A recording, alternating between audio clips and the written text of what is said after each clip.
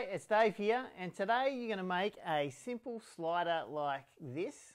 Okay, and as you push and pull with the slider, your object will move across the scene. Okay, so this is a Rob Ives project from his website. I'll leave a link in the description below, but this is the task that you're going to make for today's activity. Okay, so pushing and pulling, you can see the object comes across the screen. Pretty cool, hey? Alright, so I've chosen green because I'm going to do some kind of cool green screen type activity with it later, but you can choose whatever colour that you want for the background. So that's totally up to you how you choose to decorate your slider, but come up with something interesting as your object to slide across the screen like that. Okay, that's it. Yep. Alright, so to do that, you're going to need a few things. Alright, so first obviously is the template. You can get that from the Rob Ives website. You need a pair of scissors, a glue stick, a marker or pencil. A sharp knife or scalpel is really handy for this activity. You may need parent supervision for that, so just be aware. That can be a bit dangerous. We'll need a ruler.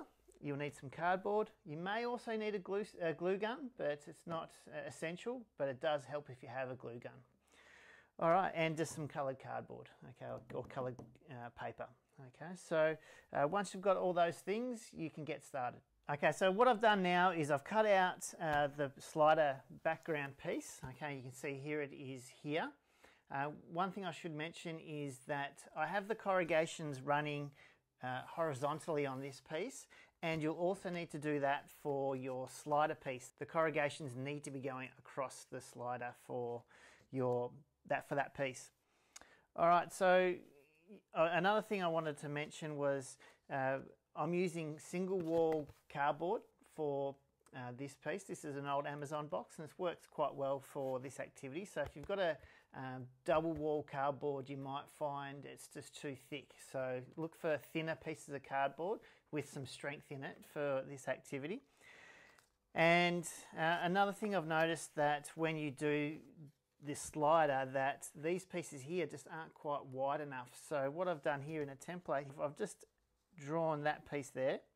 Okay, and you can see I've actually made my template a lot bigger than what the template suggested, just purely because of the cardboard that I had access to. I didn't want to have to cut more sides, so I just made it a little bit bigger than what the template suggested, and that's okay to do that as well. So what I've got is a slider, and then I've traced around it, and what I've added here is just some extra wings on this piece, here, here, and here, so that when you poke it through the gap here, you've just got a little bit more bite to that piece for you to stick objects onto it.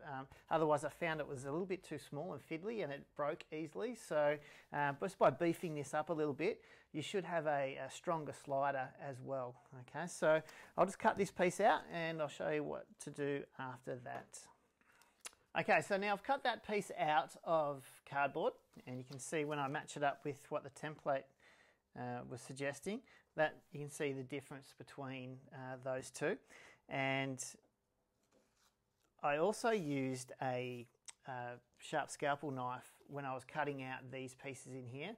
I found using scissors, it's possible, but it was just a little bit harder. So I've tried a few different ways, and I used scissors and I cut through it and scored it across the card like that. So if you got sharp scissors, that will work fine.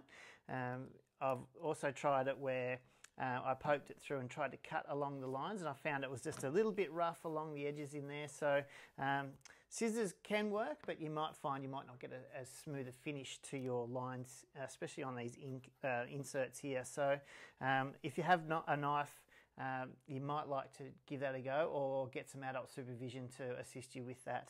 And another thing I should mention is I slightly made these gaps, the width of these inserts here, slightly wider than what the template suggested, both here and here. I just felt like using thicker cardboard like this that you needed to give it a bit more play. Okay, so those lines or gaps are a bit bigger. All right, now I'm just going to work on bending this. Okay, and how I do that is just get a ruler and bend it along that line. Now these are the bits that are gonna poke through. And you may just need to play around with how you place that ruler and where you bend. So I've got it looking like that at the moment on the back. I might find that that's actually probably too wide to fit through that gap. So I'm probably going to have to just keep pinching it and pinching it until I get the right thickness to fit through that gap. So something like that now will work better for this. All right, so I'll just poke that through there, like that, and just lay it flat and just pull that through like that, okay? And that piece there needs to come through there, and there you have it, okay? You have a slider that slides back and forth, and now all you have to do is add whatever artwork you want to this piece here. Now you can do that by adding just some coloured cards. So similar to what I've done here, I just added, drew around a shape of a fish and glued that to my scene. Okay. One other thing you could do is just getting some cardboard. You might just like to grab a piece of card like that, or maybe even a little bit bigger. Let's just grab this piece for example, and I'll just cut that roughly about there. So something like that. If you got, again, if you had a glue stick, this is where it may come in handy, and just put a piece there and there. So you can add a piece like that, okay, and that will stop it from pulling through the other side. And you can see when you push and pull like that, it will work, and it gives you a bigger surface area to stick something on as well. Some other areas that I've noticed sometimes need some attention is this piece here. If you cut too close there, you might find the whole piece just pulls off. Okay, so another thing you could do across the back is just brace that with some more card. So I just get a piece of sort of rectangular cardboard, and I'm just going to cut it like that, and just put a piece of glue there and a bit of glue there and some along that line, that like that, and just place some extra cardboard there. Okay, and what that should do is provide it with a really strong sliding slider, but also brace that piece of cardboard that can be a bit fragile and tear off. So that's a couple of tips there.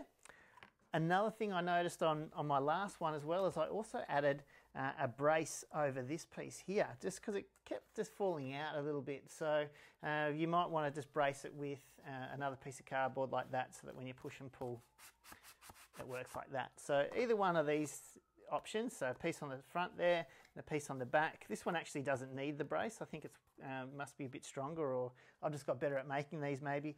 It's totally up to you how you go about creating this and what artwork you add to the slider. But yeah, give it a go, and I can't wait to see all the amazing things that you're coming up with. People have been so creative with the 2 other activities that we've done so far. Just remember, horizontal corrugations on your cardboard running across this way for the back piece, and for your slider also you need to have your corrugations running across or horizontally as well. If you get those things right, you're going to have success. So I can't wait again to see what you come up with. Good luck, and talk soon.